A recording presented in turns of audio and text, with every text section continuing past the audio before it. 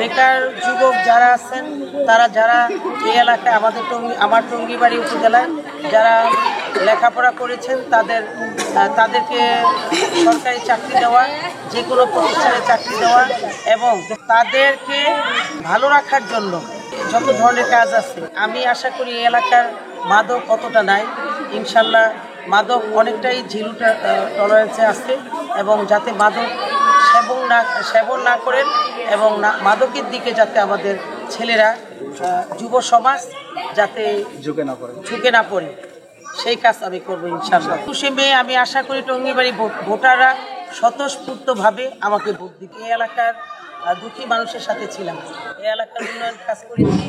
আমি আবারও উপজেলা ভাইস চেয়ারম্যান আমাকে নির্বাচিত করলে আল্লাহ তাআলায় আমি এই এলাকার উন্নয়ন কাজ করবো, এই এলাকার শিক্ষার মান বাড়াবো এবং গরিব দুঃখীর পাশে থাকবো। যতগুলি শিক্ষা প্রতিষ্ঠান আছে ততগুলি শিক্ষা প্রতিষ্ঠানে আমি উন্নয়ন করব এবং শিক্ষার মান বাড়াবো। আমাদের মাননীয় প্রধানমন্ত্রী একজন নারী, আমি টঙ্গিবাড়ি উপজেলার নারীদের উন্নয়ন করার জন্য এবং আমাদের যতগুলি মা বোন আছে তারা যাতে নির্যাতিত না হন এবং তারা যাতে আমাদের কাজ হলো যে সেলাই কাজ করা এবং ঘরে ঘরে প্রত্যেকটা নারী যাতে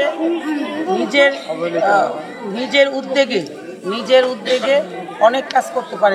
এখানে হাঁস মুরগি পালা, এখানে সেলাই কাজ করা, এখানে অনেক কাজ আছে। সেই কাজগুলির দিকে আমি লক্ষ্য নিব এবং আমার মা বোনেরা যাতে কোনো অবহেলিত না হয় এই এলাকায়।